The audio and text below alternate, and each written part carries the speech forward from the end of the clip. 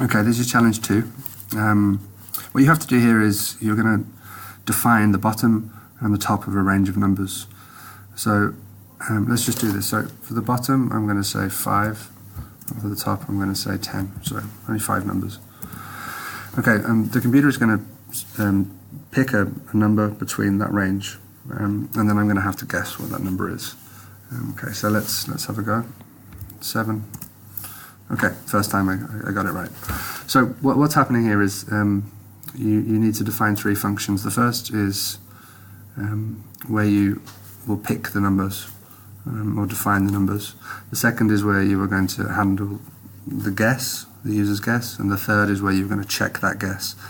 It's important, I think, to think about how you are going to deal with incorrect answers. If the answer is too low, I want you to say it's too low and let them guess again. If it is too high, I want you to tell them it's too high and let them guess again. So you're going to need to build a while loop construct here to deal with that. Okay, good luck.